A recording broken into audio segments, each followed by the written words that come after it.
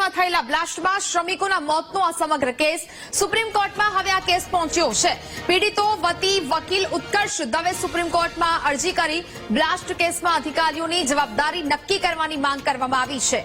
મૃતકોના પરિવારજનોને 2 કરોડ, ઇજાગ્રસ્તોને 50 લાખનું વળતર ચૂકવવાની માંગ કરવામાં આવી છે અને હવે આ સમગ્ર કેસ છે તે કોર્ટમાં પહોંચ્યો છે। સુપ્રીમ કોર્ટમાં આ કેસ પહોંચ્યો છે અને હવે આ કેસને લઈને અરજી કરવામાં આવી। પીડિતો વતી વકીલ ઉત્કર્ષ દવે સુપ્રીમ કોર્ટમાં પહોંચ્યા છે અને અરજી કરવામાં આવી છે। બ્લાસ્ટ કેસમાં અધિકારીઓની જવાબદારી નક્કી કરવામાં આવે તેવી માંગ કરવામાં આવી છે। સાથે જ મૃતકોના પરિવારજનોને 2 કરોડ, ઇજાગ્રસ્તોને 50 લાખનું વળતર ચૂકવવામાં આવે તેવી પણ માંગ કરવામાં આવી છે। સંવાદદાતા અપૂર્વ ફોન લાઈન પર જોડાયા છે। અપૂર્વ, ડીસામાં ફટાકડાની ફેક્ટરીમાં થયેલા બ્લાસ્ટ કેસનો કેસ હવે સુપ્રીમ કોર્ટ સુધી પહોંચ્યો છે, શું વિગત?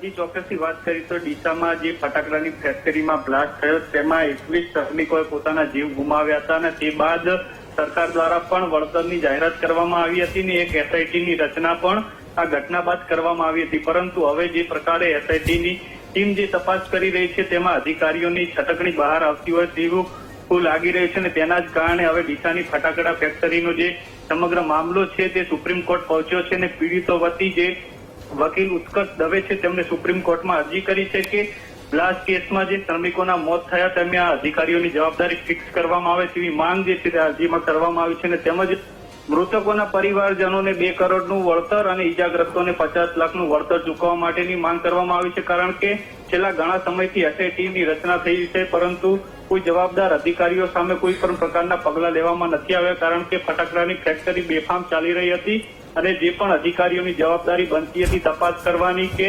લાયસન્સ આપવાની તે તમામ અધિકારીઓના આ કાળા કાન હતા અને તેના જ કારણે આ ફટાકડાની ફેક્ટરીમાં બ્લાસ્ટ થયો છે। તેના જ કારણે અધિકારીઓની જવાબદારી જે છે તે આ ઘટનામાં નક્કી કરવામાં આવે કારણ કે 21 શ્રમિકોએ આ બ્લાસ્ટ કેસમાં પોતાના જીવ ગુમાવ્યા હતા અને તેના જ કારણે અધિકારીઓની જવાબદારી નક્કી કરવામાં આવે તે માટેની માંગ જે છે તે અરજીમાં કરવામાં આવી છે। એટલે આગામી સમયમાં જે છે તે સુપ્રીમ કોર્ટમાં આ મામલે સુનાવણી હાથ ધરવામાં આવશે। જે પણ જવાબદાર લોકો છે તેમને આ સુનાવણી દરમિયાન હાજર રાખવામાં આવશે ને તેમાં તે લોકો પાસેથી યોગ્ય જવાબ પણ જે છે તે સુપ્રીમ કોર્ટમાં સુનાવણી દરમિયાન લેવામાં આવશે અને આગામી સમયમાં સુનાવણી દરમિયાન કેવા પ્રકારના જે છે તે પગલાં લેવામાં આવે છે તે હવે જોવાનું રહેશે। બિલકુલ અપૂર્વ, જાણકારી બદલ આભાર।